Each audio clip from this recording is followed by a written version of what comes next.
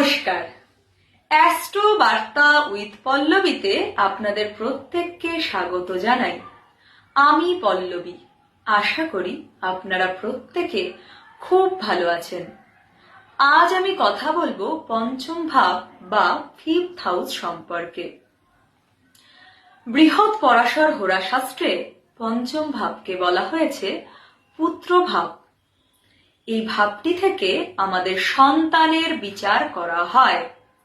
পঞ্চম ভাব থেকে আমাদের পূর্ব পুণ্যের বিচার করা হয়, অর্থাৎ পূর্ব জন্মে আমরা কতটুকু পুণ্য অর্জন করেছি তার বিচার করা হয় পঞ্চম ভাব থেকে।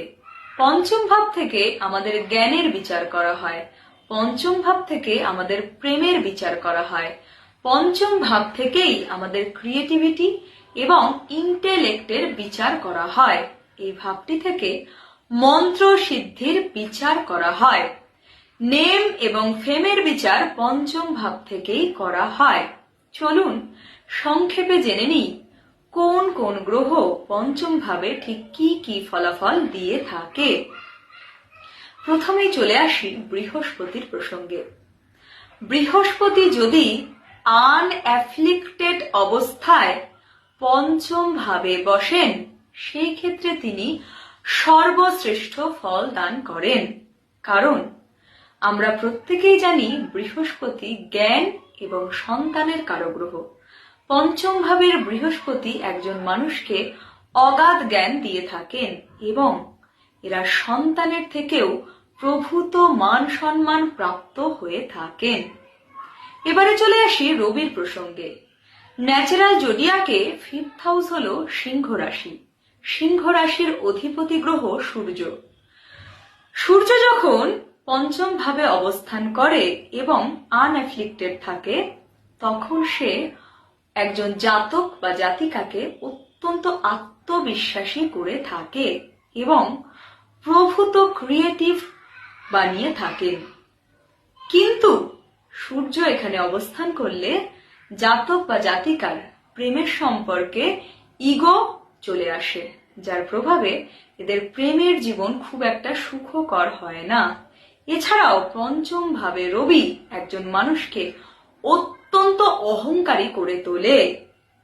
তাই যাদের চার্টে পঞ্চম ভাবে রবি রয়েছে তাদের উচিত নিজের অহংকারকে নিয়ন্ত্রণে রাখা। এবারে চলে আসি বুধের প্রসঙ্গে। বুধ পঞ্চম ভাবে যথেষ্ট ভালো ফলাফল দিয়ে থাকে।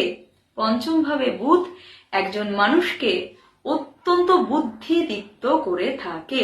এরা যথেষ্ট ক্রিয়েটিভ হয় এবং এরা বইপত্র পড়তে ভীষণ পছন্দ করে। মঙ্গল পঞ্চম ভাবে অবস্থান করলে একজন জাতক বা জাতিকার মধ্যে যথেষ্ট ডিসিপ্লিন থাকে, তবে এদেরও নিজেদের রাগের ব্যাপারে নিয়ন্ত্রণ রাখা উচিত। এবারে চলে আসি শুক্রের প্রসঙ্গে। পঞ্চম ভাবে যখন শুক্র অবস্থান করে তখন জাতক বা জাতিকা অত্যন্ত ক্রিয়েটিভ হয়ে থাকেন। এদের প্রেমের জীবন অত্যন্ত সুখকর হয় এবং এরা প্রেমিক বা প্রেমিকার প্রতি যথেষ্ট লয়াল থাকে। আবারও বলছি, শুক্র যদি আনঅ্যাফ্লিক্টেড থাকে তবেই কিন্তু সুফল দেয়। এবারে চলে আসি রাহুর প্রসঙ্গে। রাহু পঞ্চম ভাবে অবস্থান করলে জাতক বা জাতিকার মধ্যে আনকনভেনশনাল অ্যাপ্রোচ চলে আসে প্রেমের ক্ষেত্রে। পঞ্চম ভাবে কেতু অবস্থান করলে সেই জাতক বা জাতিকা প্রেমের ক্ষেত্রেও আধ্যাত্মিকতার খোঁজ করতে থাকেন। যদি শনিদেব পঞ্চম ভাবে অবস্থান করেন, সেই ক্ষেত্রে এরা প্রেমের ক্ষেত্রে যথেষ্ট লয়াল হন, তবে বেশ কিছু ক্ষেত্রে এদের সন্তান প্রাপ্তিতে দেরি হয়।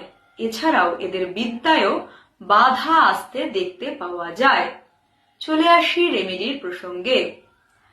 আপনি পঞ্চম ভাবের সুফল পেতে প্রতিদিন নিয়ম করে সূর্যদেবকে অর্ঘ্য প্রদান করুন। এছাড়াও জ্ঞান দান করুন এবং সৎ পথে চলার চেষ্টা করুন।